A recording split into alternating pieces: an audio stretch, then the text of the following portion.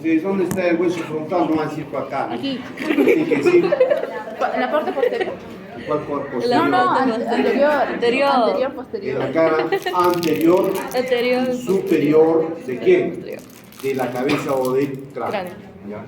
Entonces el hueso frontal es un hueso par impar, Frontal, Impar. pero en la vida intrauterina era dos porciones, era un hueso par, pero gracias a esta sutura, que es la sutura metódica o sutura frontal, ha calcificado las dos porciones y lo ha convertido en un solo hueso. ¿Ya? El hueso frontal tiene una porción vertical y la otra horizontal. La porción vertical convexa, mientras que la porción horizontal tiene tres partes o tres regiones. Una porción intermedia que es nasal, porque se articulan los huesos de la nariz, y las dos porciones laterales que son los rebordes supraorbitales, ¿ya? Que vendría a ser esto de aquí. En esta porción horizontal, ¿qué es lo que va a corresponder? A ser el techo de la cavidad orbitaria, donde hay dos estructuras importantes. Una medial que es la fosa troclear y la otra lateral que vendría a ser la fosa lagrimal. ¿Ya? Entonces, miren, en el reborde supraorbitario hay el agujero supraorbitario donde sale el paquete vasonervioso que va a dar inervación a la frente y al cuero cabelludo. El hueso frontal también tiene una porción, aparte de tener una porción, ahí les dejo los reparos anatómicos, espero que lo revisen.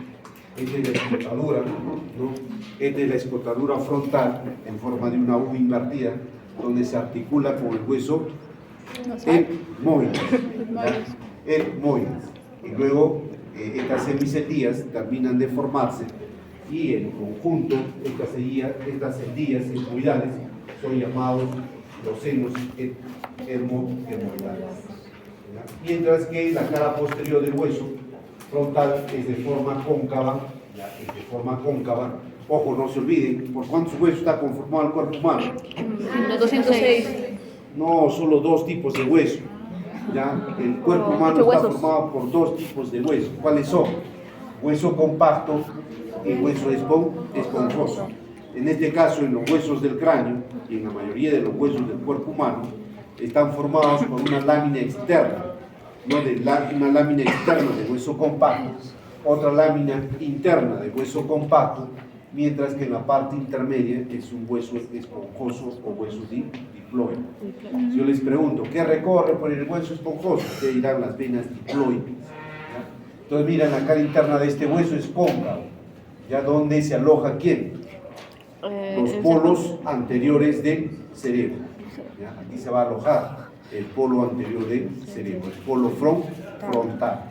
¿Ya? Esto vendría a ser el piso, donde ustedes ven, hay eminencias, y estas eminencias son las eminencias mamelonadas. ¿Ya? Las eminencias mamelonadas. Tenemos una cresta que es la cresta frontal, y aquí el agujero ciego, y esta cresta frontal luego se va a bifurcar para formar un surco, que es el surco para el seno sagital superior. Eso en relación al hueso frontal. El hueso etmoide es otro hueso también del cráneo, pero este hueso está ubicado en la parte media, ¿no? De la base del cráneo, entre el esfenoides y también el hueso frontal. Como ustedes se dan cuenta que a través de estos cortes, ¿qué corte es este? Transversal. Corte transversal o también llamado como corte horizontal. Este corte me permite reconocer que en el cuerpo, en la parte intermedia del entrecejo, llamada glabela, dentro de la glabela se encuentra este espacio, ya que es un seno paranasal, que es el seno frontal, ¿ya? El seno frontal. Nos permite a través de este corte y también reconocer toda la base del cráneo. Mientras que este corte, ¿qué corte es? ¿Ah? ¿Qué corte? Coronal. Un corte coronal, ¿no? ¿Cuál es la definición del corte coronal? Que separa al cuerpo humano a las regiones del cuerpo en dos partes, una anterior y la otra posterior. Y yo les pregunto, dígame dónde está ubicado en este corte coronal el hueso esmoides.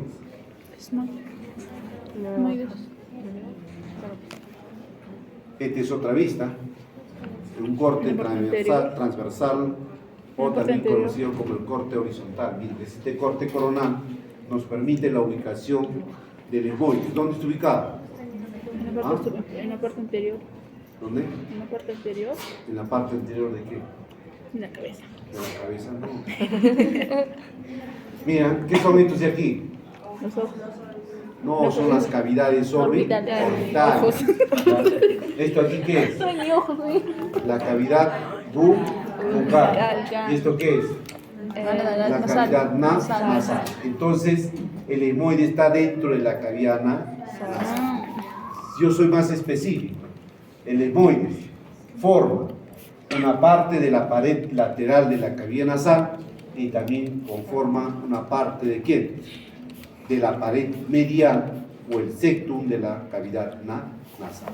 ¿Ya? Porque la cavidad nasal, ¿no?, tiene sus paredes laterales y también tiene una pared intermedia. Entonces, el esmoides va a formar parte de las tres paredes, las dos laterales y la pared medial. ¿Ya? Muy bien.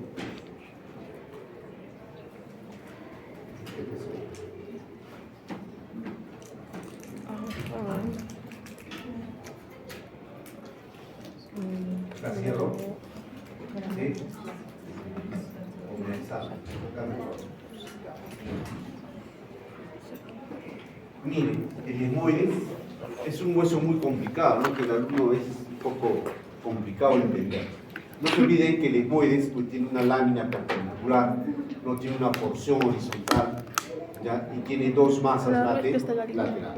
Como ven, el esmoides va a formar parte de la pared lateral de la cavidad nasal y se encuentra en este corredor que vendría a ser el techo de la cavidad nasal, el corredor olfatorio. Es ahí donde se encuentran los filetes olfatorios, ¿ya? Es aquí donde se encuentra la mucosa más sensible.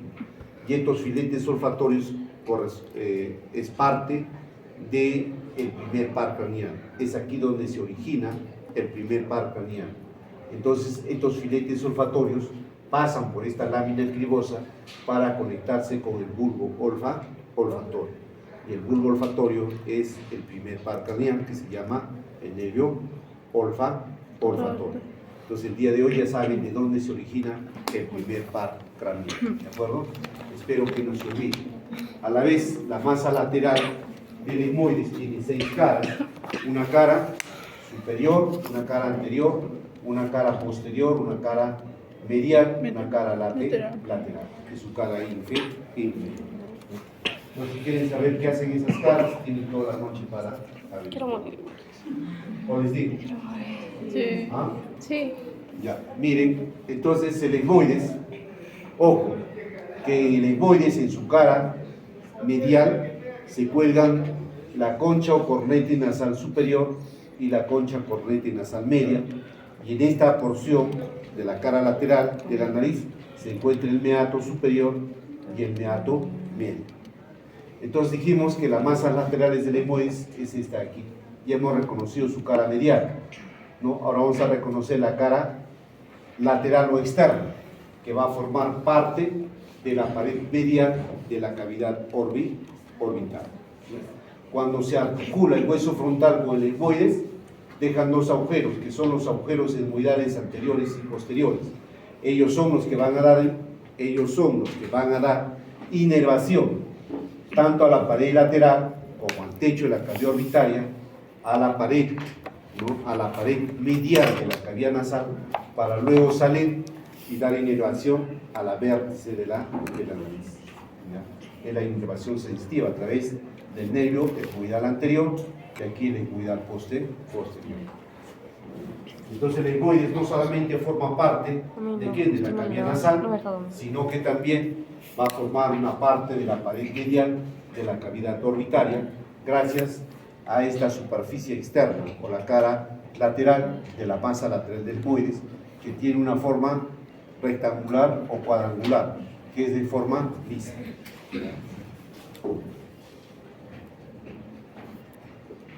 Entonces aquí vemos al esmoides, una vez más, los cortes, no se olviden. Miren la concha o cornete nasal superior media, ya los meatos, y acá los surcos para los surcos que han dejado la impresión los filetes olfatorios, la lámina cribosa y la povis cristagay también, que es parte del hueso esmoides. y vean la articulación. ¿Con quién se articula? ¿Con quién se articula el hueso esmoides? Con el esfenoides. ¿Con qué? Con el maxilar superior, con el palatino, ¿no?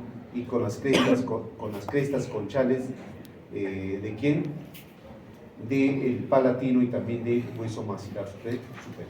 Entonces, este hueso, ¿no?, que corresponde a la cara interna del hueso esmoides, recibe articulaciones, vuelvo a repetir, con el hueso lagrimal, el maxilar superior, el hueso esfenoides y por arriba el hueso frontal. El esfenoides es otro hueso también del cráneo. En este caso, miren, aquí se asemeja el hueso esfenoides a una mariposa y otros a qué lo relacionan. ¿A quién? ¿Quién? A una mariposa nomás, ya, muy bien. Entonces miren, este hueso está ubicado en la fosa cerebral media, ¿no? En la fosa cerebral media. Este hueso presenta un cuerpo, ¿no? En otra clase me dijeron un murciélago. Puede ser una mariposa, un murciélago, pero más parece un murciélago, miren, porque sus dos ojos, ¿no? Vemos tristones y sueños. ¿Qué más? Su pico, ¿no? Su pico de esta ave, sus patas, su cabeza y sus dos alas, ¿no? Entonces, el esfenoides tiene un cuerpo, ¿no? Tiene un cuerpo. Este cuerpo tiene 6 caras: una cara superior, una cara anterior, inferior y 2 caras laterales y su cara posterior, ¿ya? Entonces, el esfenoides en su cara superior endocranial, lo más importante, la fosa de la silla turca. Aquí se aloja la glándula de la hipófisis, también conocida como la glándula pituitaria. Aquí se aloja la glándula pituitaria. Miren cómo se articula: por detrás con el hueso occipital, por delante con el hueso frontal, ¿no? Y también lateralmente con el hueso temporal, ¿ya? Este es el surco prequiasmático, por si acaso, surco prequiasmático, donde cruza información el quiasma óptica, el quiasma óptico, y el quiasma óptico corresponde al segundo par craneal, ¿no?, que es el nervio óptico. Su cara inferior, ¿no?, del cuerpo del esfenoides. Miren, la cara inferior corresponde a ¿dónde? A la parte más superior de la cavidad nasal. ¿Saben cuántos orificios nasales tenemos? ¿Ah? ¿Cuántos orificios nasales? ¿Cuántos? 4. 2 externos y 2 internos. Los internos también se llaman coanes. Y la pared medial de la coana, ¿por quién está dada? Por el hueso Bowman. Y también por la cresta esfenoidal inferior, ¿ya? Y las paredes por las apoyos pterigónicos. Entonces la cara inferior del cuerpo del esfenoides va a ser la parte más posterior de la cavidad nasal, donde se encuentran los 2 orificios internos o conocidos como coanos. Mientras que la cara anterior, ¿no?, dijimos que estos 2 orificios nos van a llevar a identificar a una cavidad vacía dentro del cuerpo del esfenoides, y a esta cavidad vacía se le llama el seno esfenoidal. Miren, ¿cuántos senos estamos hablando? Hasta ahora. ¿De cuántos senos estamos hablando? No están tomando atención, ¿eh? ¿Cuántos senos han anotado? Frontal, creo que son 3. Acá, 1. Frontal, 2, 4. El seno frontal primero, luego el hueso esmoides, el seno esmoidal, ahora el seno esfenoides. 3 senos paranasales hasta el momento, ¿ya? Estamos ubicando cada seno en donde está, no se olviden. Ahora, en la cara anterior también vemos, miren acá, una cresta, que la cresta esfenoidal anterior. Este pico de esta ave, ¿por quién está formado? Por la cresta esfenoidal anterior y por la cresta esfenoidal inferior. Ambos, cuando se intersectan, van a formar este pico, que es el pico esfenoidal. Ojo, el examen no va a poner pico del murciélago o pico de la mariposa, no. cuando se intersectan la cresta esfenoidal superior y la cresta esfenoidal inferior, van a formar el pico Esta es pregunta de examen. Ambos van a dar articulación a huesos que luego van a formar el tabique nasal. Ya el tabique nasal está formado por tejido óseo y también por cartílago. ¿Ya? Estamos hablando ya cómo está formando la nariz, especialmente la pared medial y las paredes laterales. ¿Ya? Eso en relación a la cara anterior. La cara posterior, bien, la cara posterior o dorso de la silla turca de forma cuadrangular que se articula con la porción basilar del hueso occipital. Mientras que el ala mayor del efenoides, miren, va a formar una parte de la fosa temporal. Entonces el ala mayor del efenoides va a tener dos superficies, una externa y la otra interna. Aquí vemos, miren, el ala mayor del efenoides tiene una superficie externa que forma parte de la fosa temporal, mientras que esta superficie medial o interna va a ser parte de ¿qué? De la pared lateral de la cavidad orbital. ¿Ya? Va a ser parte de la pared lateral de la cavidad orbital. Entonces, el esfenoides, aparte de tener un ala mayor, tiene un ala menor. Esto vendría a ser el ala menor. Su borde anterior que se articula con el frontal, su borde posterior libre, su cara superior lisa, ¿no? Donde se articula con el yugo esfenoidal. Su cara inferior con el borde superior del ala mayor forma esta cavidad que es la fisura orbitaria superior, ¿no? La fisura orbitaria superior. ¿Qué pasa por la fisura orbitaria superior? Tercer par craneal, cuarto par craneal, una rama del quinto par craneal, sexto par craneal y la vena oftálmica superior.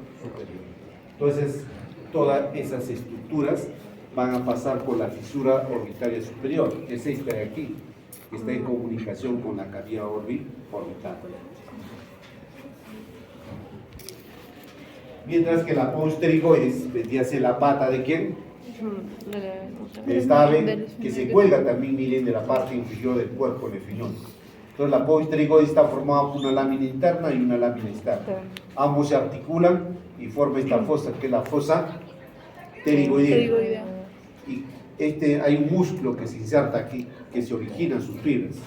Y ese músculo les permite a ustedes mover así la mandíbula. A ver, muevan. Gracias al músculo que se inserta aquí pueden mover. Quien no pueda mover, no lo tiene atrofiado. ¿Y cómo se llama el músculo? En la fosa pterigoidea. Otro hueso del cráneo, el hueso temporal. ¿Ya?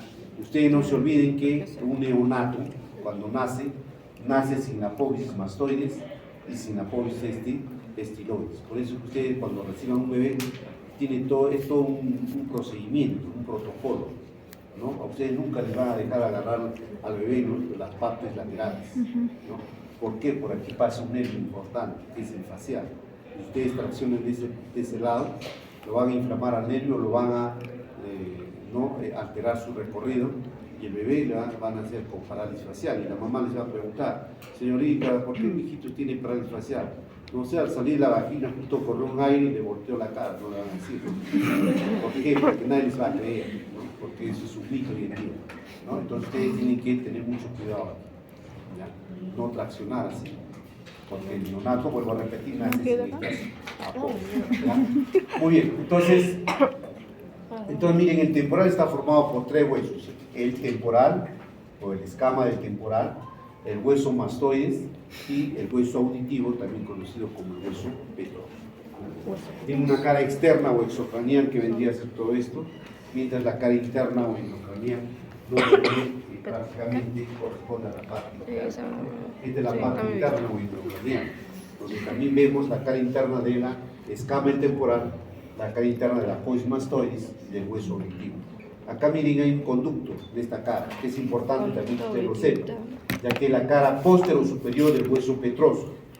¿Cuántos conductos tenemos? ¿Cuántos conductos auditivos tenemos? 4 también. ¿Usted qué dice? 6. 6. ¿Ah? ¿Ustedes cuántos conductos auditivos tenemos? Ah, 3. Cuatro. Da más o menos. Ahí nomás. Ya, entonces, miren, conducto auditivo externo. ¿Ya? Conducto auditivo externo. Conducto auditivo Interno. medio. Entonces, es de la eminencia arcuata, ¿no? También conocido como el tímpano. Esto es el techo del conducto auditivo medio. Y este es el conducto auditivo interno, o sea, 3 conductos. Y los conductos son pares, por si acaso. Entonces, con el conducto auditivo interno, ¿qué pasa? Octavo par craneal, ¿verdad? Octavo par craneal. ¿Cómo se llama? Vestíbulo coclear, ¿ya? El nervio intermedio y el nervio facial, ¿ya? El nervio intermedio y el nervio facial. ¿Cómo se llama el nervio facial? Séptimo par craneal, ¿ya? El intermedio y el facial se juntan, formando un ganglio que es el ganglio geniculado. Y ya recorre el séptimo par craneal propiamente dicho, ¿no? Dentro de la cavidad auditiva, para luego pues salir por este agujero, que es el agujero estilo mastodeo, y dar inervación, ¿no? Movimiento a la cara, y también va a dar inervación sensitiva a la pared posterior del conducto auditivo externo, ¿ya? Entonces, importante este conducto por donde está pasando esos pares craneales que les acabo de mencionar.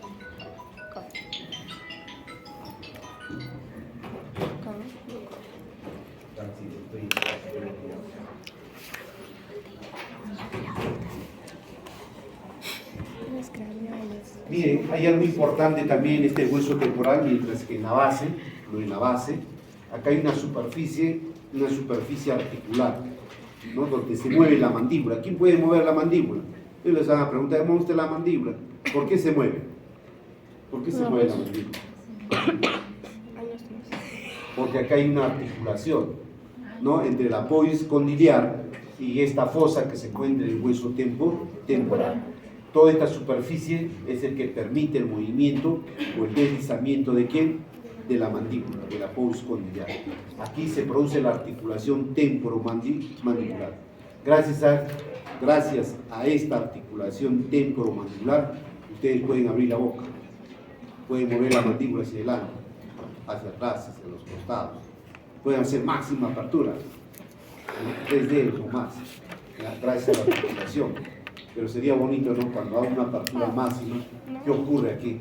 Aquí ocurren muchas cosas, ¿no? Los que les interesa también les invito a que estudien Rubia, ¿ya? Y articulación temporomandibular. Es muy importante esta articulación y saber qué se produce aquí. No hacer como el otro día salimos de clase, doctor, mire usted, y agarra la señorita mueve, le suena la articulación temporomandibular. ¿Por qué te suena? Le digo. No sabía por qué, nunca lo vi en otro momento específico, qué es lo que sucede aquí. Y usted sigue haciendo ese movimiento, ¿qué está haciendo? Está perforando su menisco articular, ¿ya? Y por ende, después va a sufrir de dolores articulares. No le duele porque esta zona es avascular y no está inervada, pero cuando hay un desgaste, un poco más, porque todo el contorno es ricamente inervado y ricamente irrigado, ¿ya? Entonces, eso también es importante, por eso tener una buena oclusión, ¿no? Todo lo que tiene una buena oclusión no sufren de chasquidos en la articulación temporomandibular. Y los que no, de repente buscan el alimento para masticar, hay alteración en la articulación temporomandibular, en la articulación temporomandibular. ¿Ya? Entonces, también nos invito a que ustedes puedan profundizar un poco más referente a esta superficie. Entonces, el peñasco, ya dijimos que es el hueso petroso, mientras que en esta vértice de este hueso petroso en la cara alta y superior hay una concavidad, donde se aloja un nervio importante, ¿no? La glándula de un nervio importante, que es el quinto par craneal, que es la fosa trigeminal. Gracias al quinto par craneal, ¿no? Al quinto par craneal, que es el trigémino, nosotros sentimos dolor enorme en la frente, en la cara, en la parte inferior de la cara. Toda la cara prácticamente da inervación sensitiva, el quinto par craneal, ¿no? Ustedes en algún momento se les atrofia el nervio que da inervación, ya sea labio superior o inferior, ¿ya? Y cuando den un beso no sientan nada, ¿no? Así se preocupan. Más de por qué no siento el beso. Ustedes saben qué importante es sentir un beso. Es cuando uno demuestra un cariño, un afecto, especialmente cuando uno se enamora, ¿no? Entonces hay una paciente que opere nuestra parte inferior, no sentía sensibilidad en el labio. Esta paciente se preocupaba, ¿no? Mientras que a uno no le pase algo, entonces normal, ¿no? Pero cuando se atrofia eso, viene el problema. Entonces una vez una señorita me dice, ¿sabe qué? Todas las mañanas me pinto mis párpados superior e inferior, pero ¿sabe qué? Cuando me pinto mi párpado inferior, palpité así de esta forma. Es como un hormigueo. ¿Por qué? ¿No? Eso también sería importante que ustedes lo sepan, ¿no? ¿En serio? Entonces, también los invito a que estudien. Gracias a Dios y todo eso. No, miren, hay muchas cosas que hablar, pero las horas están cortas y no podemos hablar muchas cosas. El hueso occipital también es un hueso del cráneo, es un hueso que está ubicado en la parte más posterior, pero ¿qué es lo que ustedes van a ver aquí? Que esto tiene su cara externa o exocraneal de forma romoidea, mientras que la cara endocraneal no presenta 4 fosas, 2 fosas superiores y 2 fosas inferiores. Ustedes se preguntarán, ¿qué son esos surcos? Estos surcos son para el seno sagital superior, para los senos transversos, para el seno occipital y para el seno sigmoideo. ¿Ya? Hace un rato hemos estado hablando de los senos. ¿Qué senos? Frontal, etmoides, Paranasales. Ahora estamos hablando los surcos para los senos endocraneales que se encuentran dentro de la dura madre. Y estos senos son los que van a recoger la sangre venosa del endocráneo, ya para luego drenarlo a través del seno sigmoideo. El seno sigmoideo lo drena, ¿dónde? En la fosa yugular, y desde la fosa yugular se origina la gran vena yugular interna. Entonces, miren, este círculo representa a la unión de los senos, ya que vendría a ser la confluencia de los senos, antiguamente conocido como la prensa de Erófilo. Es aquí donde se junta la sangre venosa del endocráneo y luego se distribuye para drenarlo a través del seno sigmoideo. Y a la vez, esta protuberancia occipital interna, la cresta occipital interna, más los senos longitudinal superior o sagital superior y los senos transversos, van a separar aquí en 4 fosas. 2 fosas superiores, que son cerebrales, y 2 fosas inferiores, que son fosas cerebelosas. ¿Ya? Fosas cerebelosas y fosas cerebrales. Aquí se aloja el polo occipital, mientras en las fosas cerebelosas, los 2 hemisferios cerebelosos que corresponden Dijo al fosas cerebelo. cerebelosas y qué más? Fosas. Y el agujero magno, miren, este gran agujero magno, por aquí sale la médula oblongada para luego conectarse con quién, con la médula espinal. ¿Quién más sale por aquí? El agujero magno. ¿Ah? No te Por aquí ingresa la arteria vertebral y también las arterias medulares anteriores y posteriores. Y la porción anterior del hueso occipital es decir, de aquí que es la porción básica. No, ese agujero, ¿cómo se llama? No. Entonces, miren, la porción basilar del hueso occipital. No se olviden que en la porción basilar de la cara exocraneal, acá hay un reparo anatómico, que es el tubérculo faríngeo, y desde aquí se inicia el rafio faríngeo. El rafio faríngeo, donde se van a insertar los músculos constrictores de la faringe. Estos huesos de aquí son los huesos formianos, que no están dentro de los huesos del cuerpo humano, que son huesos accesorios o supernumerales. Esta es la porción basilar del hueso occipital. Miren que tiene su cara exocraneal y su cara endocraneal. Aquí se aloja ¿quién? El tronco encefálico. ¿Ya? Aquí se aloja el tronco encefálico. El hueso parietal, otro hueso del cráneo, que es de forma cuadrangular, ¿no? De forma cuadrangular. Esto ustedes tienen que saber. Cuando el neonato nace, ¿qué pasa? Tiene unas fontanelas. ¿Qué son las fontanelas? Son espacios en los huesos del cráneo. ¿Cuántas son las fontanelas? Anterior, laterales, posteriores, ¿no? Entonces la fontanela anterior, se va a cerrar a través de un punto de osificación que se llama el brecmo. es el punto de osificación que cierra luego la fontanela superior.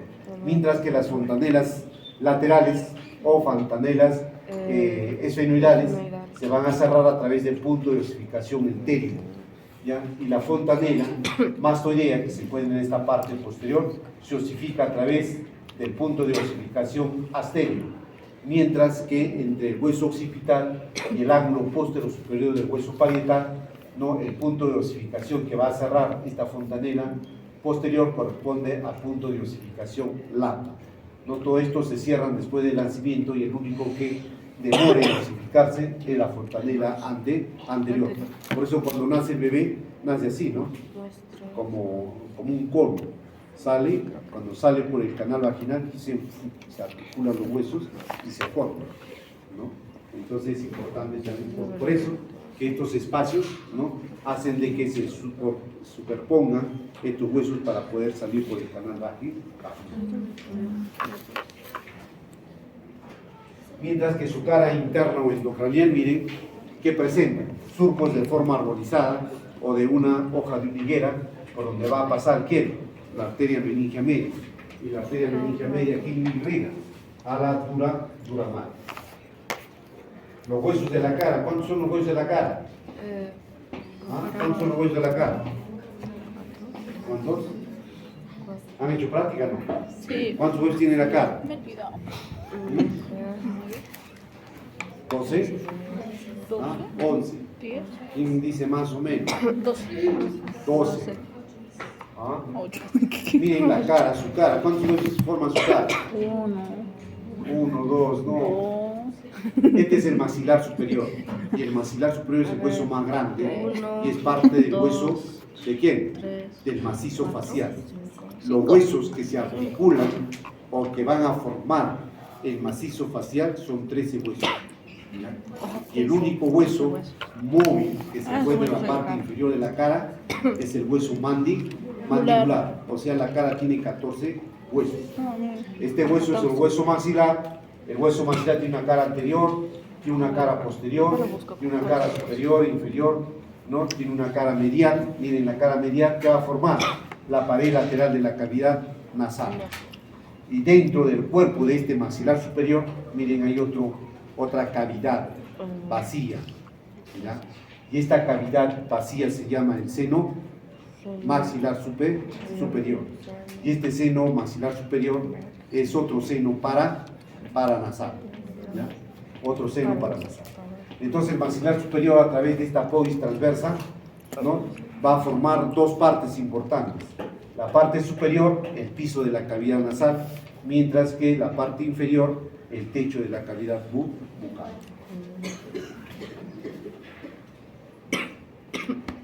Esto es el maxilar superior, ¿no? También forma, miren, el piso de la cavidad orbital. Entonces el maxilar superior también está formando el piso de la cavidad orbital. Ahí está nuestra podis transversa que dijimos, cuando se articulan los dos maxilares superiores forma el piso de la cavidad nasal y por delante se prolonga esta espina, que es la espina nasal anterior, mientras que en la cavidad bucal, cuando ambas apódices se articulan a través de esta estructura maxilar, se forma la región palatina o el techo de la cavidad orbital, y dejando aquí un conducto que es el conducto incisivo.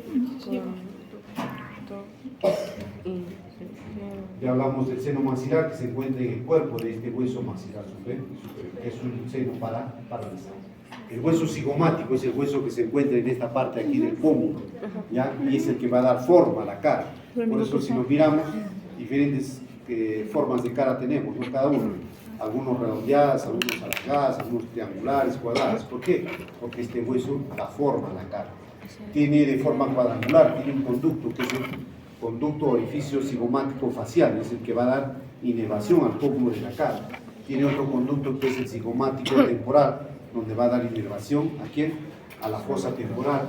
Entonces se articula con quién? Miren, con la podis cigomática temporal.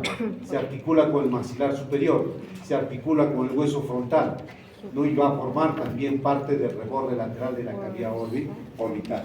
Entonces el hueso maxilar, un hueso par de la cara. El hueso lagrimal, otro hueso también par de la cara, Pero este hueso es pequeño, no solo conformado con hueso compacto, y viene y se encuentra ubicado en la pared medial de la cavidad orbital. Este hueso tiene dos porciones, ¿no? Y está dividida por la cresta lagrimal en una porción cóncava, que vendría a ser el reservorio lagrimal, y otra superficie lisa, que va a ser parte de la pared medial de la cavidad orbitaria, mientras que su pared interna va a formar una pequeña parte de la pared lateral de la cavidad nasal. Mire, entonces, este hueso lagrimal, miren, ya dijimos que forma al reservorio lagrimal, que vendría a ser esto aquí. Por eso cuando nos ponemos tristes, ¿qué pasa? Las lágrimas, aparte de segregar, ¿no?, por los ángulos que corresponden a la cavidad orbitaria, también se pasan a la cavidad nasal, aumentando el fluido nasal a través de este conducto, que es el conducto lágrimo-nasal, ¿ya? ¿Y dónde se encuentra? Ubicado en el meato inferior y en la cara lateral o externa de la concha cornete nasal inferior. El hueso nasal, que vendría a ser el puente de la nariz, si ustedes se agarran aquí, el puente de la nariz, prácticamente la piel está protegiendo a este hueso, ¿no?, que es el hueso propio de la nariz, ¿ya?, que es el hueso que va a formar el puente de la nariz, que tiene un borde superior que se articula con el borde nasal, que tiene un borde lateral que se articula con la apófisis frontal del maxilar superior, que tiene un borde inferior que se va a articular con el cartílago transversal nasal. Y cuando se articulan dejan estos agujeros, que son los agujeros nasales, por los que van a pasar vasos y nervios para inervar la vértice de la nariz. Mientras que su cara externa, que es este aquí, que a muchos no les gusta, mientras que su cara interna se articula con la espina nasal. Y su borde medial se articula con su homónimo. Hay otro hueso de la cara que vendría a ser el vómer, que es un hueso impar de la cara. Y miren, el hueso vómer va a formar parte del tabique óseo de la nariz. Tiene un borde superior donde están las dos alas, y estas dos alas, cuando se articulan, forman una fisura, que es esta de aquí, y esta fisura va a permitir la articulación de la cresta esfenoidal inferior, ¿ya? Entonces el vómer, su borde posterior, forma el septum de las guanas, o también conocido como orificios nasales internos, mientras su borde inferior se articula con la lámina perpendicular del etmoides. Su borde inferior se articula con la cresta nasal. De esa forma, ¿no?, se va a formar todo el tabique óseo. Yo les pregunto, ¿por qué está formado el tabique óseo? Ustedes fácilmente describen: lámina perpendicular del etmoides, hueso vómer, cresta esfenoidal superior, cresta esfenoidal inferior, cresta nasal, tanto del maxilar superior como del hueso palatino. Todos esos huesos forman el tabique óseo, o la pared medial de la cavidad nasal, mientras que en todo este borde anterior hacia adelante, y lo que da movimiento a la vértice de la nariz, corresponde al tabique del cartílago nasal. Entonces aquí donde se va a articular el cartílago del tabique nasal. Hueso palatino, que está en la parte de la región palatina, tiene tres apófisis, una horizontal, una perpendicular y la otra oblicua, que es la apófisis piramidal.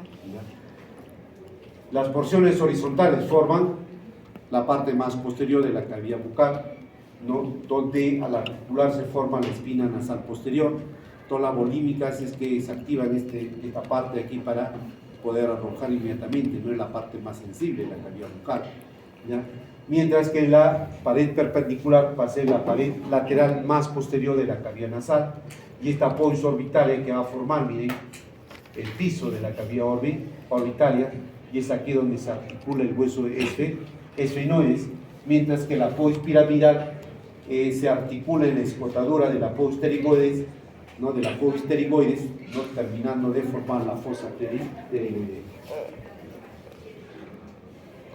La concha cornete nasal inferior es un hueso par de la cara, no se confundan, ¿no?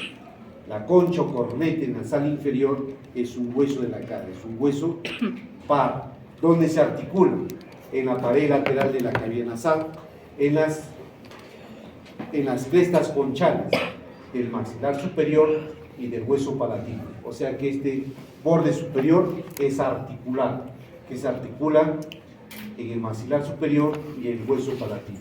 mientras que su cara medial es convexa y su cara lateral cóncava. ¿Ya?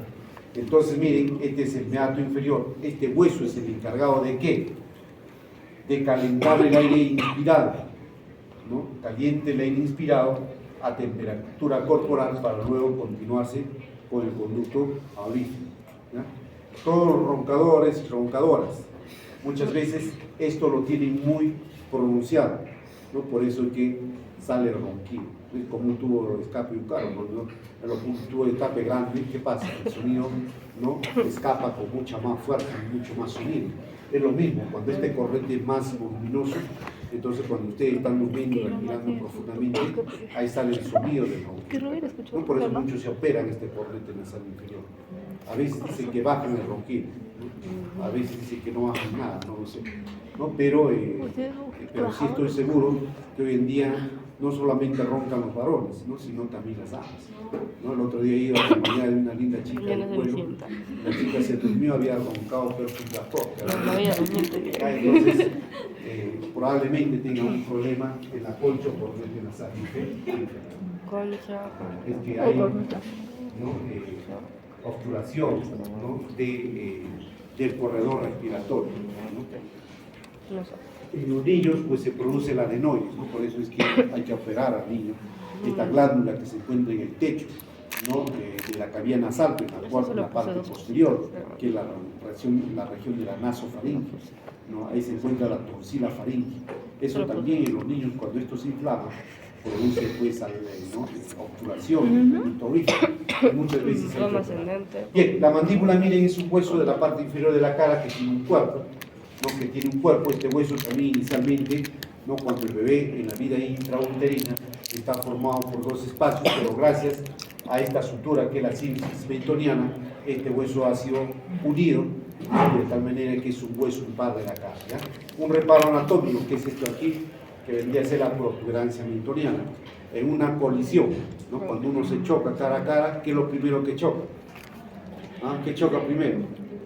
¿La nariz o el mentón? Depende, ¿no? No, pero lo primero que choca va a ser la parte que más colisiona, ¿no? En un choque frontal de la cara, no la eminencia mentoniana. Por eso que se fractura fácilmente ¿qué? La povis condila. Entonces el cuerpo de la mandíbula tiene un borde superior donde se encuentran las piezas dentarias y un borde basal que es de forma redondeada o lisa. Este hueso también tiene una cara interna, miren, una cara interna, de forma de una herradura, ¿no? De forma de una herradura. Acá hay 4 apófisis que son importantes. 2 superiores para los músculos genioglosos, ¿ya? Para los músculos genioglosos, y 2 inferiores para los músculos genioideos, ¿ya? Y de estas apófisis geni nace esta línea, que es la línea oblicuo interna, es aquí donde se aloja la glándula salival, la glándula lingual, mientras acá abajo la glándula submaxilar, que es la fosa para la glándula submaxilar y la fosa para la glándula sublingual. Es importante, ¿no? Porque todos necesitamos saliva para la cavidad bucal, ¿ya? ¿Quién segrega mayor cantidad de saliva a la cavidad bucal? La glándula submaxilar, es la que va a liberar mayor cantidad de saliva. Nuestra cavidad bucal es un medio húmedo que siempre debe estar no humedecido. Quien sufre, ¿no? ¿De qué? De liberación de saliva, pues se producen las enfermedades en la cavidad bucal. Aparte que las piezas dentarias se comienzan a desquebrajar, aparte que la mucosa, ¿no? De la cavidad bucal pueden producirse llagas, etcétera, etcétera, ¿no? Entonces la cavidad bucal es importante porque pues, es un medio húmedo. Entonces ustedes van a recetar un momento un medicamento, tener en cuenta que no produzca sequedad bucal, porque eso es muy importante. Ustedes de farmacia, ¿no? Los farmacéuticos sí tienen que tener en cuenta eso. Entonces miren, del cuerpo de la mandíbula nace esta rama, que es la rama ascendente de la mandíbula. Acá hay una apófisis coronoides y acá la apófisis condilata. Mira una chica un día me dice, doctor, ¿sabe qué? Mire usted, abre la boca, cierra, no puedo. Entonces, ¿sabe qué, doctor? Me he acostumbrado a cerrar así la boca. Abre, demueve un poquito, recién encaja.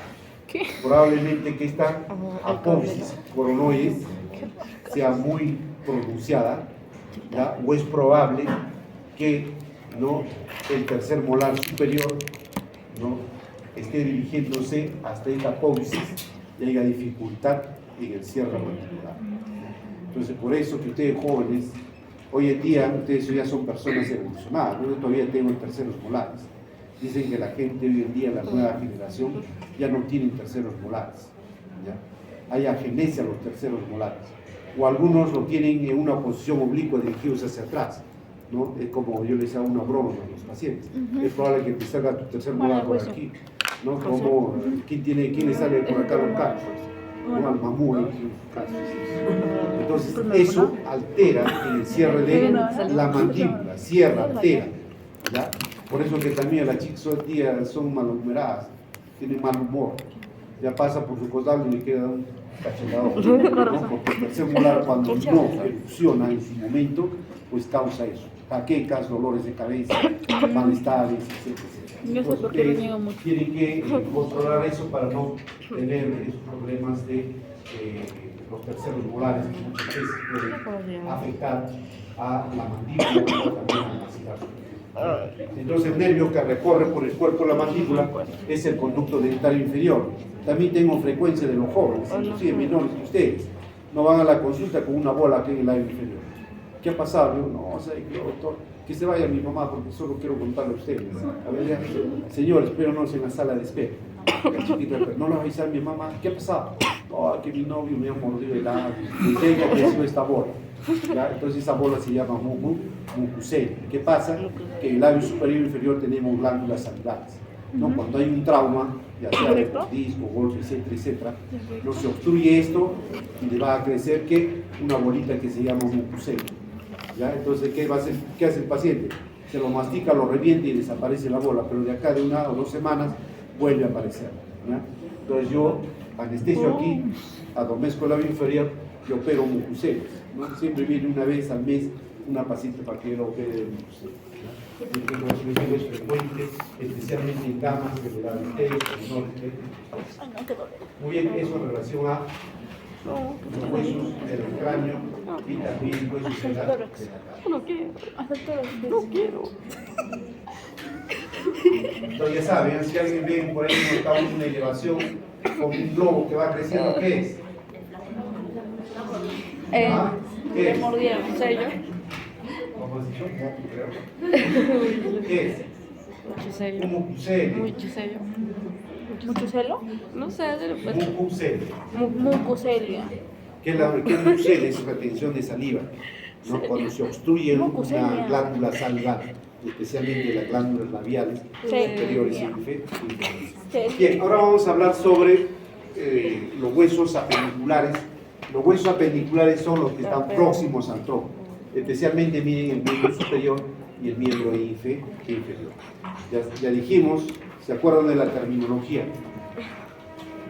¿Quién está próximo o quién está distalmente? ¿Qué es próximo? Está cerca a la caja torácica o al tronco. Ya vamos a hablar de estos huesos, ¿no?, que corresponden a los que están cerca al tronco, quiere decir el miembro superior y el miembro inferior. Vamos a hablar de todos los huesos que están cerca al tronco o a la caja torácica. Y para ello vamos a hablar de cada uno de estos huesos que van a formar el miembro superior. ¿Cuáles son los huesos? No, que corresponden al miembro superior. ¿Cuáles son los huesos del miembro superior? Miembro superior, la clavícula. La clavícula, ¿qué más? La escápula, ¿qué más? El húmero, ¿qué más? La tibia. El radio, el pubis, ¿qué más? Los huesos del carpo, los carpianos, las falanges. Con todos ellos vamos a hablar el día de hoy. Miren, la clavícula, ¿qué tipo de hueso es? ¿En qué grupo de huesos está? En los huesos largos. Largos. Como todo hueso largo que tiene, dos epífisis y áfisis. Tiene un extremo medial. Y este extremo medial se articula ¿con quién? con el esternón, con el manguito del esternón a través de la articulación esternoclavicular. Mientras que el extremo lateral es de forma plana, ¿ya? Que se va a articular con otra superficie plana que corresponde al acromión a través de la articulación acromioclavicular. Tiene una cara superior, miren, y esta cara superior va a dar inserción y origen de los músculos. Por ejemplo, aquí se origina el músculo pectoral mayor en el borde anterior, medial, mientras que en el borde lateral se va a originar las fibras del músculo de deltoides. Aquí las fibras anteriores del músculo de deltoides, que vendría a ser el músculo del hombro. También el músculo esternocleidomastoideo es el que nos permite dar movimiento al cuello. Que está cerca del músculo. El esternocleidomastoideo. Mientras aquí se va a insertar las fibras del músculo trapecio. En su cara interna o en su cara inferior, reparos anatómicos, como es el surco o el canal subclavio, donde se inserta ¿quién? El músculo subclavio y por donde recorre la arteria, venas y nervios subclavio. Hacia medial, en la cara inferior, una impresión que corresponde al ligamento costoclavicular. Y otros reparos anatómicos lateralmente, donde se van a insertar los ligamentos conoides y trapezoides. ¿Qué huesos forman la cintura escapular? La espina coracoides, la escápula, la clavícula y el hombro son los tres huesos que van a formar la cintura escapular. Miren, la escápula tiene una cara anterior. Aquí se inserta el músculo subescapular. Es de la cara posterior o dorsal. Que gracias a esta espina lo divide en una fosa supraespinosa e infraespinosa.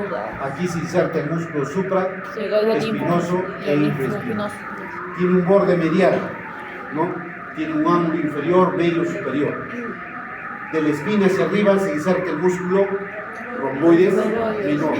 De la espina hacia abajo, el romboides mayor. Y de todo este borde medial hacia la parte lateral de la caja torácica, el músculo serrato anterior o serrato mayor. Mientras que en este ángulo superior, el elevador de la escápula. Mientras que en este ángulo que se encuentra entre la escotadura, ¿ya? Aquí se inserta ¿quién? El músculo homoyoideo. El músculo homoyoideo es un músculo infrayoideo del cuello. Y esta escotadura va a dar inserción ¿a quién? A un ligamento que es ligamento transverso. Y por este agujero o por debajo del ligamento transverso pasa ¿quién? El nervio supraescapular, mientras por encima del ligamento transverso la arteria supraescapular. Son los que irrigan a todas las estructuras que se encuentran en el dorso de la escápula. Y también tienen dos apódices. Miren esta apódice, que es el acromión. Es aquí donde se articula el extremo lateral de la clavícula a través de la articulación acromioclavicular. Mientras en su cara anterior, miren, tiene una apódice que es la apódice coracoides. Es aquí donde se van a originar, ¿no? Los músculos. ¿Qué músculos? A ver, el coracobraquial y la cabeza corta del bíceps braquial. Este es el borde lateral donde se encuentra la fosa clenoidea, donde se articula ¿quién? La cabeza del húmero a través de la articulación glenoideal. Acá hay otros tubérculos, tubérculo infraclenoideo, tubérculo supraclenoideo y el cuello de la fosa glenoidea. El hueso del húmero es un hueso par, es un hueso largo que tiene un extremo proximal, un extremo distal. El extremo proximal de forma de una pelota, ¿no? Que se articula, ya dijimos, en la fosa glenoidea. Tiene un cuello quirúrgico, tiene un cuello anatómico, entre ellos tiene un troquíter y un troquín. Entre el troquíter y el troquín se encuentra la corredera bicipital. Se encuentra esta corredera bicipital. Yo les puedo preguntar, ¿quién recorre por la corredera bicipital? El tendón del músculo, el tendón del músculo Bíceps braquial, pero la cabeza larga. La cabeza larga. En algunos libros van a conocer como el trocánter mayor, trocánter menor y el surco inter. ¿Ah? ¿Qué surco? Surco. Yo no lo escuché. No sé. Intertrocan, trocante. Y vemos la vena ictoidea, donde se va a insertar también el músculo de deltoides y para acá abajo el músculo braquial anterior.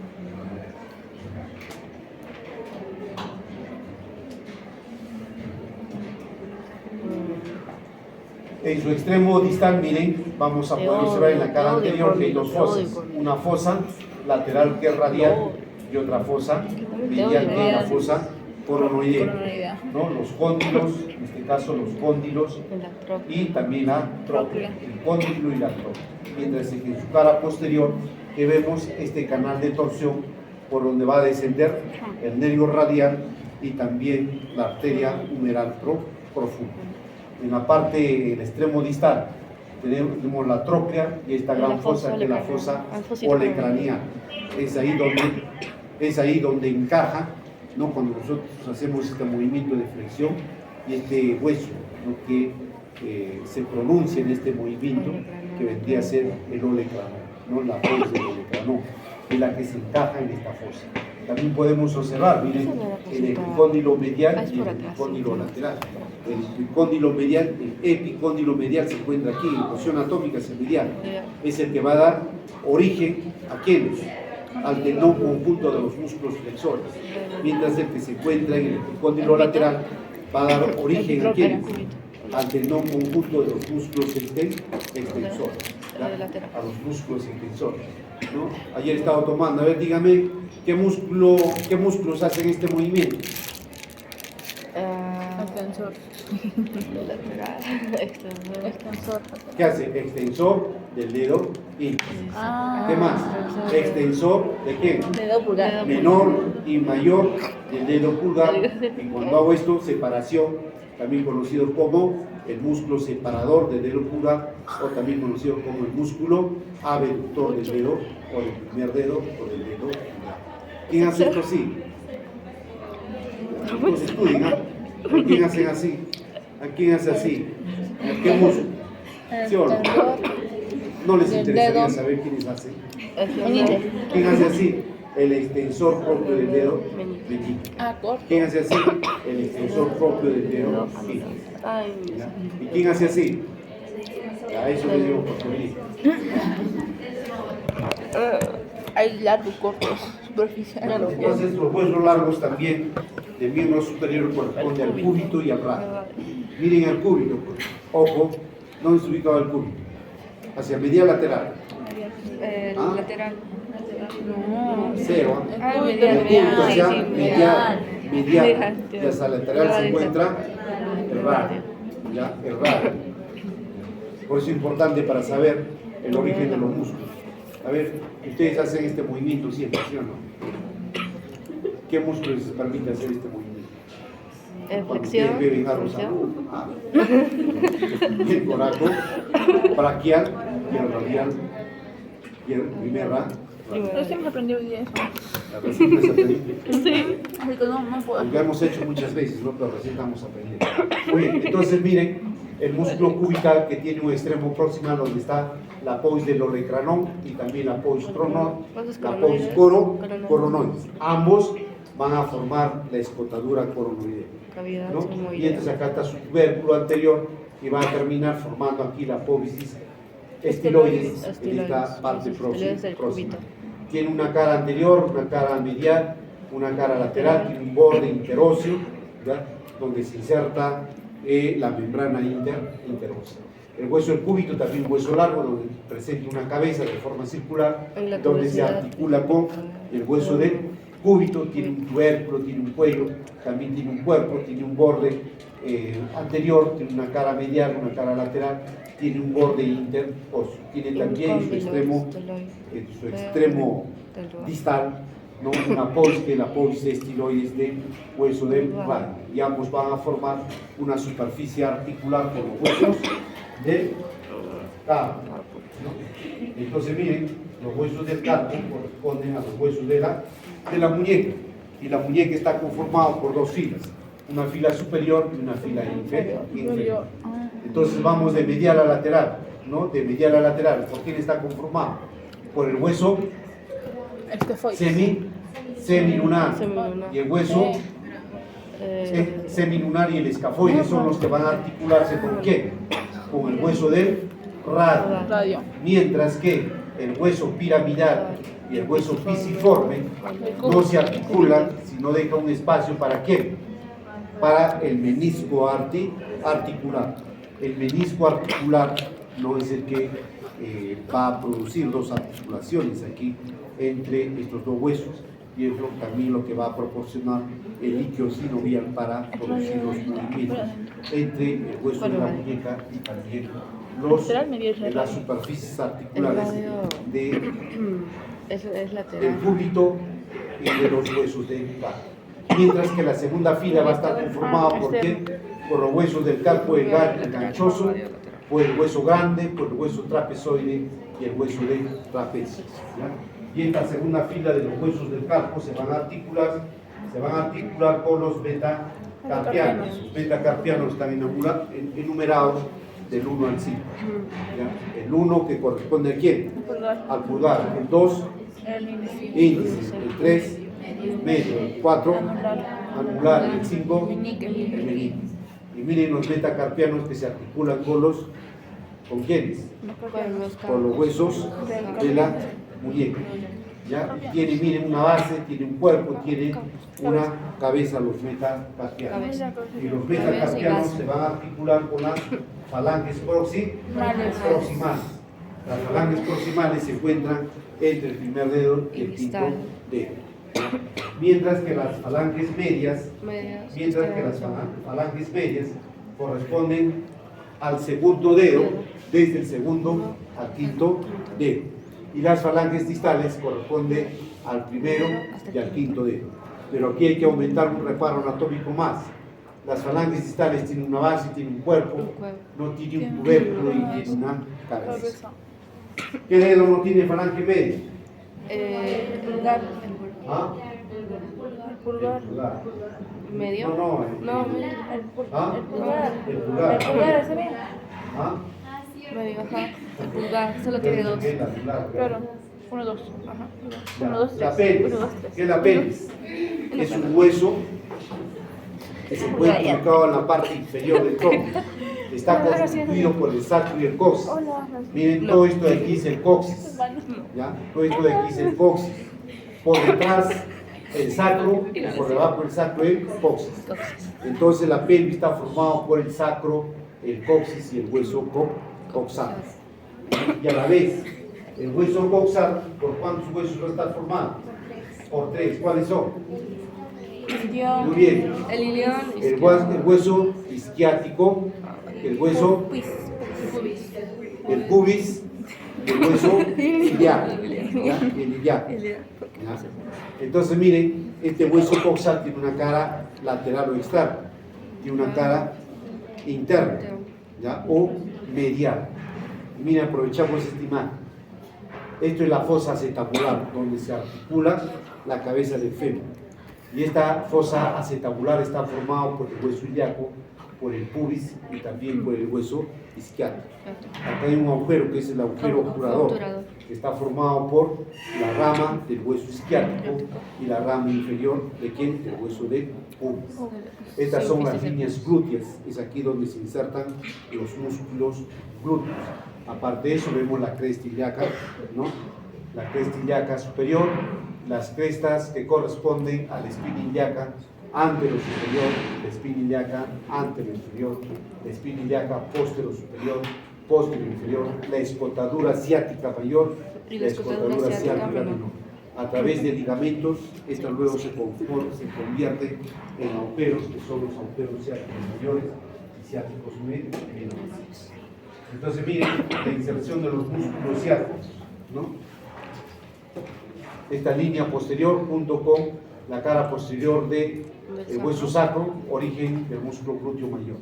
Mientras que la línea glútea media pues corresponde para el músculo glúteo medio, y la línea o la cresta oblicua anterior corresponde para el glúteo inferior, ¿no? Para el músculo glúteo menor, mientras que el agujero obturador se inserta aquí el músculo obturador interno, porque por delante hay otro músculo que es el obturador externo, ¿no? El músculo obturador externo. El sacro, que se encuentra en la parte posterior de la pelvis, está conformado por ¿cuántas vértebras? 5 vértebras que están fusionadas, y cuando estas vértebras se articulan, se fusionan, forman esta cresta, que es la cresta transversales, y lateralmente a las crestas transversales se encuentran los agujeros sacros anteriores. Y aquí les dan paso estos agujeros sacros anteriores. Los nervios espinales dan 2 ramos, un ramo ventral y un ramo dorsal. Los ramos ventrales se originan por estos orificios para formar luego el plexo sacro, para dar inervación a los órganos que se encuentran dentro de la cavidad peniana. Mientras en la cara posterior, que es de forma convexa, los reparos anatómicos, al articularse las vértebras sacras, van a formar esta cresta posterior, que gracias a las apoyos espinosas de las vértebras sacras. Y lateralmente los agujeros sacros posteriores, por donde van a salir los ramos dorsales de los nervios sacros. Y en la parte inferior, ¿con quién se articula? Con el coxis. Pero este corte sagital del sacro nos permite reconocer este conducto sacro, donde va a estar alojado la cola de caballo o cola equina, y ellos son los que luego van a formar a los nervios sacros, ¿no? Ellos van a formar a los nervios sacros. Mientras que en la parte inferior el coxis está formado por 4 vértebras, ¿no? Y estas vértebras están en forma de regresión, ¿no? Y esta parte superior, que vendría a ser los cuernos coxigeos, los que van a permitir luego articularse con la parte inferior del sacro. Miren, un reparo importante del sacro, que vendría a ser esto de aquí, lo que es el promontorio sacro. Importante para ustedes, porque de aquí van a medir los diámetros sacros superiores, mientras que las partes laterales, que vendrían a ser las alas del sacro, es la que se va a articular ¿con quién? Con el hueso ilíaco, a través de la articulación sacro-ilíaco. Y es lo que cuando la mujer se embaraza, ¿qué sucede? ¿Qué libera? Hormonas, ¿no? El ovario, ¿no? Va a liberar una hormona importante en el embarazo. ¿Qué se llama? La hormona de la relaxina, ¿no? Porque eso es lo que va a preparar a la pelvis para que pueda relajarse y luego pueda descender la cabeza del bebé, ¿ya? Entonces, esta articulación es la que se va a dilatar más, las articulaciones de la pelvis, ¿ya? Especialmente la articulación sacro-ilíaca, que es una articulación plana, ¿no? En la pelvis. Entonces, estos diámetros, espero que ustedes lo repasen, lo recuerden. No es importante los diámetros superiores para que pueda descender la cabeza del bebé. Dijimos que desde estos reparos del promontorio sacro, ¿no? Desde esta línea arqueada, desde la cresta pigmentada o pectínea y el reborde superior de la sínfisis pubiana, de ahí para arriba corresponde a la pelvis falsa, mientras que de estos reparos hacia abajo a la pelvis verdadera. Entonces ustedes, para que puedan medir a través de ecografía estos diámetros superiores, se considera el promontorio sacro, el reborde superior, nos va a dar el diámetro conjugado diagonal, que debe medir entre 11 a 12 centímetros. El otro reparo anatómico entre ambas escotaduras ciáticas mayores corresponde al diámetro transverso, que debe medir 13 centímetros. El diámetro oblicuo, que se considera la parte inferior de la articulación sacro-ilíaco hasta la espina isquiática, vendría a ser el diámetro oblicuo, que debe medir 12.5. Mientras que el diámetro inferior, que ustedes lo van a hacer eso, ¿ya? Seguro les van a hacer que se mida, ¿no? El puño y su mano. ¿Cuánto mide? Y luego ustedes van a colocar acá su puño, ¿ya? Si miden entre el borde inferior de la sínfisis pubiana, la punta del coxis, de 9 a 9.5, y el diámetro inferior, transversos desde estas tuberosidades isquiáticas, mide entre 12 centímetros, el bebé puede descender por el canal vaginal. Si es menos, pues ya se recomienda una cesárea. Eso puede El esternón es un hueso plano, ya que se encuentra ubicada en la parte anterior y media de la caja torácica. Como un hueso plano va a proteger a quién? Cosilla.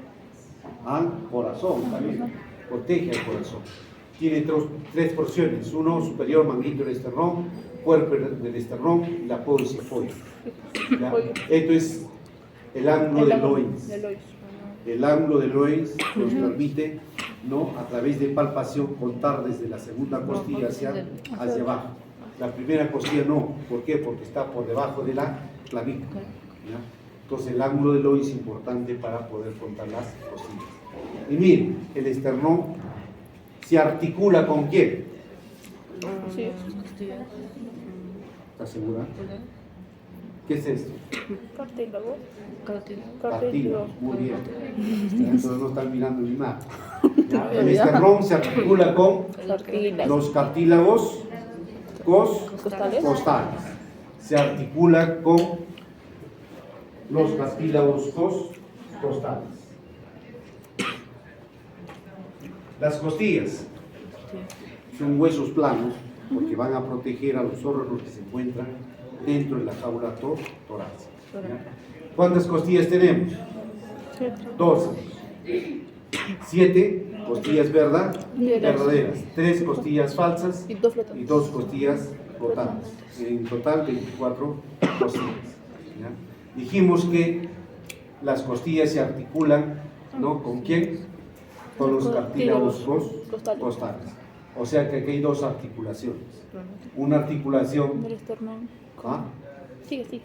Una articulación externo-costal y la otra articulación condrocostal. ¿Ya?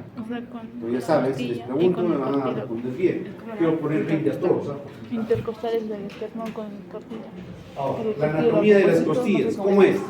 Tiene una cabeza. La cabeza se articula ¿con quién? Con el cuerpo de las vértebras dorsales o torácicas. ¿Ya? Tiene un tubérculo y el tubérculo una superficie articular que se va a articular con las apófisis transversas de las vértebras dorsales o vértebras torácicas. ¿De acuerdo? Tiene un ángulo, tiene un cuerpo que tiene un borde superior, un borde inferior. En el borde inferior se encuentra el surco para el paquete vasculo-nervioso intercostal. O sea, por aquí va a pasar el paquete vasculo-nervioso intercostal. ¿Ya? Y luego hacia adelante, ya dijimos, se articula con el esternón a través de los cartílagos costales, a través de dos articulaciones. Externo, costal y controcostal. ¿Ya? Los tuyos me los sé escapar. Las vértebras. ¿Cuántas vértebras tenemos? ¿Ah? 17. Acá ponle el 33. 33. 7 cervicales que están en el cuello. 12 12 torácicos. 5 lugares. 5 lumbares. 4. No. 5 sacros. 5 coxis. No, 4 coxis. coxis. Ahora, ¿ustedes cómo lo van a diferenciar? ¿Por qué? ¿Por la forma? ¿Por la forma? ¿Por qué? ¿Por la forma? Por la forma. ¿Cómo es la forma de la primera vértebra? Como una anilla. ¿Ah? Como una anilla. Como una olla. Una olla. Ya miren, la primera vértebra, que es la vértebra atrás, no tiene un cuerpo vertebral, tiene un arco, un tubérculo. En la parte posterior no tiene apófisis espinosa, tiene un arco posterior. Tiene apófisis transversas y en el medio tiene un agujero que es el agujero transversal. La segunda vértebra ya tiene un cuerpo vertebral, ya tiene un apófisis también conocido como el odontoides o diente. ¿Ya? Tiene una apófisis espinosa, pero es bífida. Tienes apoyos transversas y tienes sus agujeros transversos. Y todas las vértebras tienen sus agujeros vertebrales. Aquí se produce con el hueso occipital, que es la articulación atlanto-occipital. Y aquí se produce la articulación axo-azoidea. Literal está leyendo un Son libro. las 7 vértebras cervicales que corresponden al cuello. Y miren cómo es. Generalmente sus apoyos espinosas se forman rígidas, excepto la última vértebra cervical. Todos tienen su agujero transverso.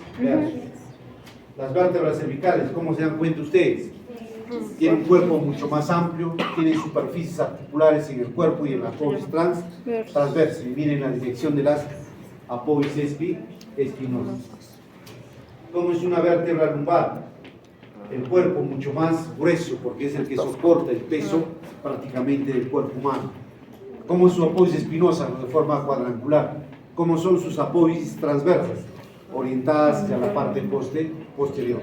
Entre vértebra y vértebra vamos a encontrar los discos intervertebrales y también este conducto donde va a salir ¿quién? El nervio raquídeo o nervio espinoso. El fémur es un hueso largo del cuerpo que tiene dos extremos, un extremo proximal donde se articula con la fosa acetabular, tiene un trocánter mayor, un trocánter menor, la cresta intertrocantera, en la forma anterior en forma arqueada, ¿no? Hacia adelante o encorvada hacia adelante, tiene dos cóndilos, sus superficies articulares se va a articular con quién, con la rodilla, con la paleta de la rodilla y también con la superficie superior que corresponde al hueso de la tibia. Mientras que la cara posterior no presenta en su extremo distal una fosa que es la fosa de forma triangular y luego esta fosa va a dar origen, por cercar la cresta supra condiliar lateral y supra condiliar son los cóndilos y la fosa intercondilia, ¿no? Es de la línea áspera, aquí donde se inserta el músculo glúteo mayor, ¿ya? Y este es la superficie articular, ¿no? Que se va a articular con la paleta de la rodilla, ¿ya? Son entonces reparos anatómicos de este hueso del fémur. Miren, la tibia es un hueso también largo, ¿no? Que está constituido por tuberosidades, son las tuberosidades que corresponden a la tibia, no tiene superficies articulares para el cóndilo del fémur, tiene un tubérculo y una escortadura lateral donde se articula con el hueso del peroné, ¿no? La cabeza del peroné, el cuello, el cuerpo y el extremo distal, ¿no? Y estas son las carillas articulares, ¿no? Son las carillas articulares y luego se van a articular ¿con quién? Con los huesos del tarso, ¿no? Y miren, ambos huesos, tanto el peroné como la tibia, tienen también un borde interóseo, ¿no?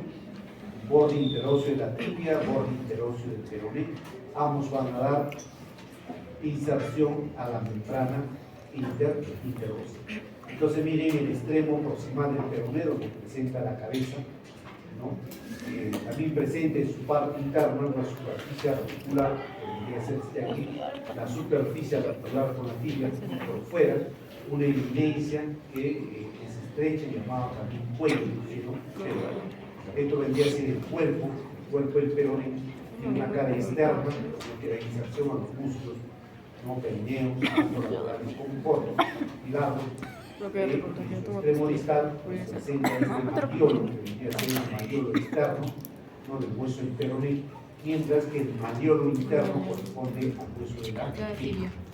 Entonces, miren, esta superficie articular tanto de la tibia como del peroné se van a insertar en estos huesos del tarso. Los huesos del tarso corresponden a quién?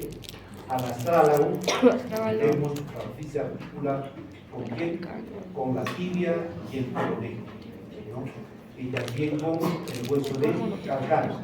Aquí vemos el tubérculo del calcáneo, donde se va a insertar el tendón de Aquiles. ¿Cómo está formado el tendón de Aquiles? ¿Por qué músculos? Por los músculos gastronemios, también conocidos como los músculos gemelos, y también el músculo exóleo. Ya, ellos van a formar ¿quién?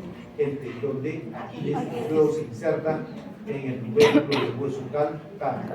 Ambas caras anteriores del astrálago y del calcáneo van a dar articulación al hueso navicular y al hueso cuboides, y estos huesos cuboides naviculares van a dar articulación, en navicular, articulación a las tres cuñas.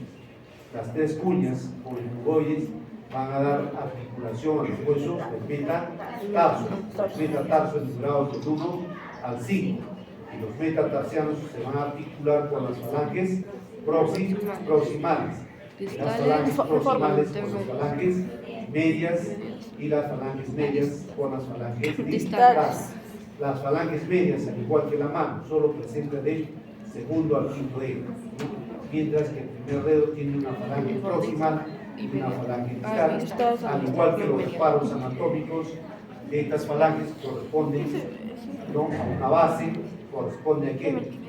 A un cuerpo, a un tubérculo y a una cabeza. ¿Ya? Listo, muy bien, ahí entonces corresponde al primer examen que vendría a ser. ¿Cuándo es el examen? El lunes. El miércoles. ¿Viernes no quieren dar el lunes? No. ¿Por qué? No se va a poder. No se va a poder el viernes. Pero podemos Tenemos enviar. examen para el viernes. Y empieza a las 12:30 y su curso también a las 2.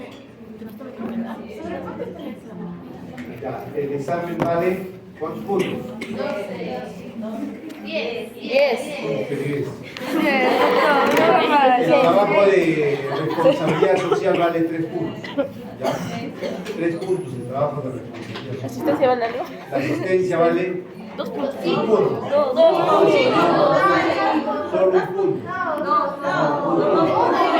Son 4. Y el examen vale 16 puntos. Nada, 16 puntos. 32, a medio punto. Solo va a tomar lo que hemos avanzado nada más. Claro. ¿Ah? Ahí no te he dicho todos los músculos ya. ¿Qué músculos producen este movimiento? Pero no especificado, no es así, no he enseñado los músculos. Solo he dicho algunos. Solo he dicho algunos. En el epicóndilo medial, ¿quién se origina? El tendón conjunto de los músculos flexores. En el epicóndilo lateral, ¿quiénes? Los músculos extensores. En la parte anterior del brazo, ¿quiénes? El músculo bíceps braquial, el coraco braquial y el braquial anterior. Todo eso lo estoy diciendo, inclusive de dónde vamos a seguir. Otra cosa que no puedo ver en la mención. Pero no ha mostrado la diapositiva. Ajá.